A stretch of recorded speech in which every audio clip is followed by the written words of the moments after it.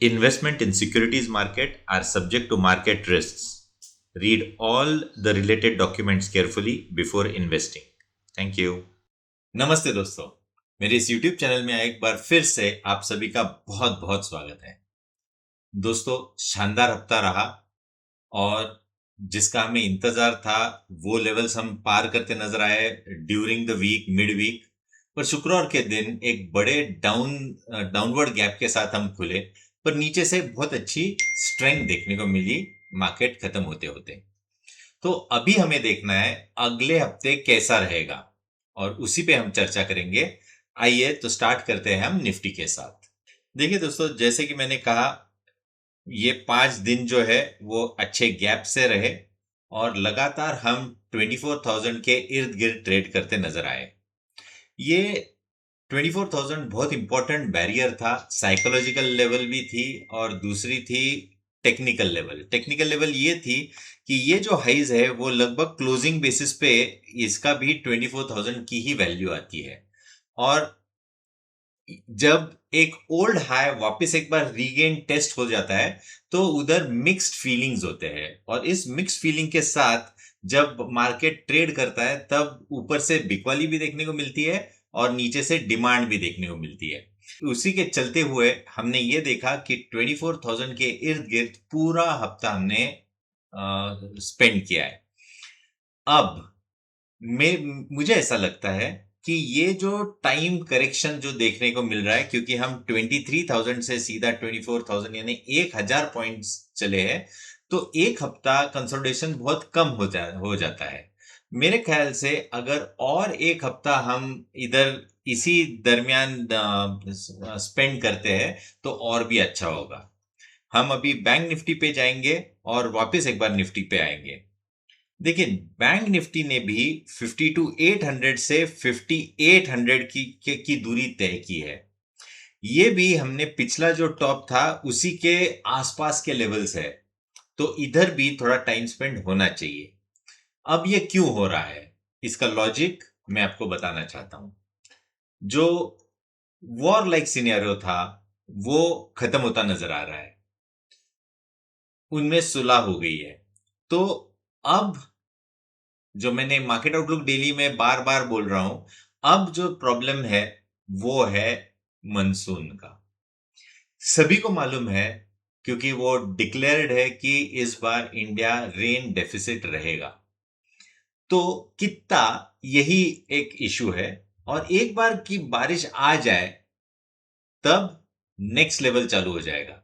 अगर आप weather department के साइट्स पे देखेंगे तो ऐसा लग रहा है कि अगले 8 से 10 दिनों में बारिश आना चालू हो जानी चाहिए। अगर वो आती है और वो ऐसा होता है तो वापस एक बार जो इन्फ्लेटरी प्रेशर्स है वो थोड़े से नरमाते हुए नजर आ जाएंगे और फिर बैंक निफ्टी, निफ्टी और अदर सेक्टर्स परफॉर्म करते नजर आएंगे।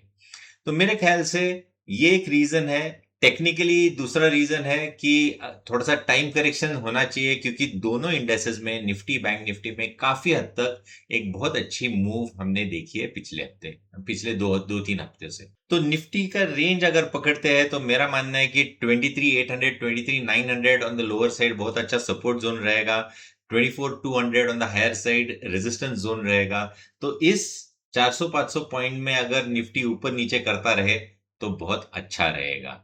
बैंक निफ्टी के बारे में बात करें तो मुझे लगता है कि 57,000 ऑन द लोअर साइड और 5800 to 58,200 on the higher side, ये रेंज रहनी चाहिए।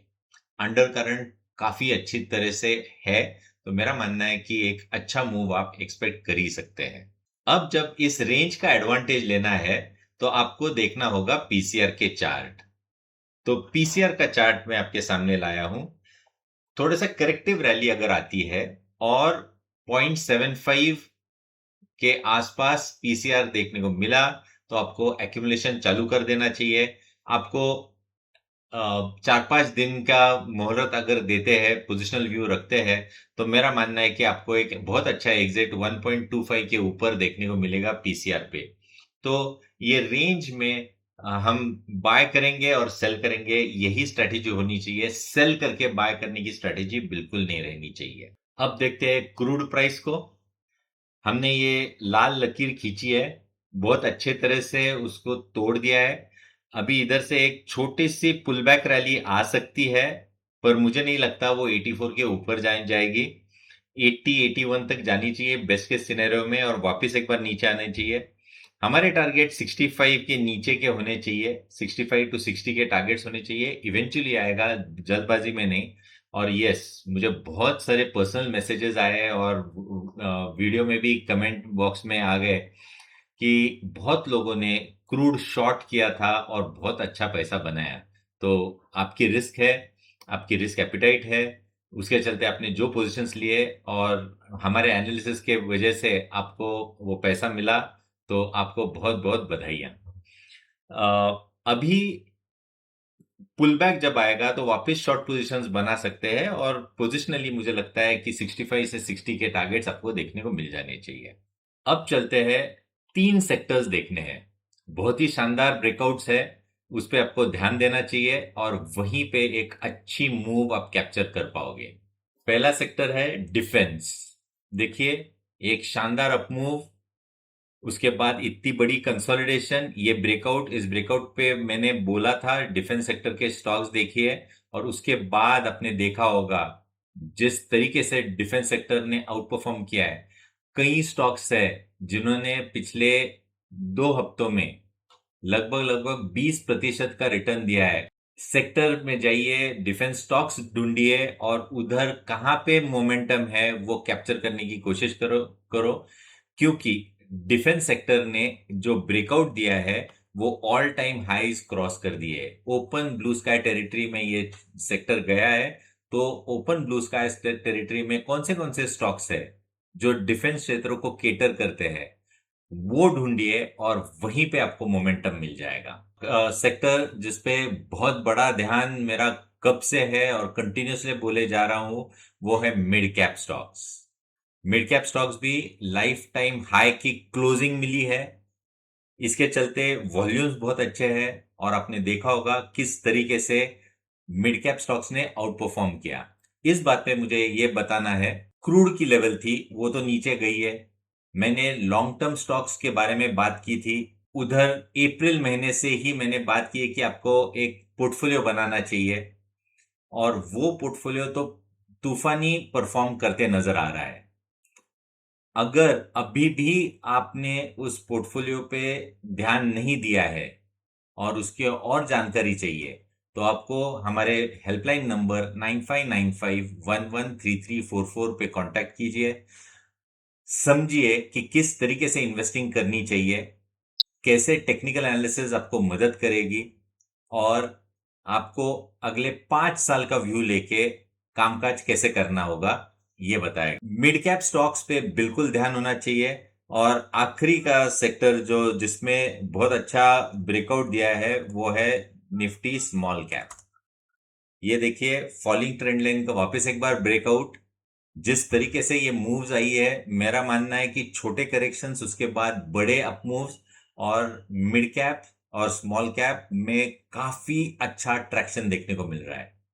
तो दोस्तों, 3 सेक्टर्स मैंने डिस्कस किए, उसी पे ध्यान रखिए। इंडेक्स वहीं के वहीं रहेगा शायद, पर ये सेक्टर्स परफॉर्म करेंगे।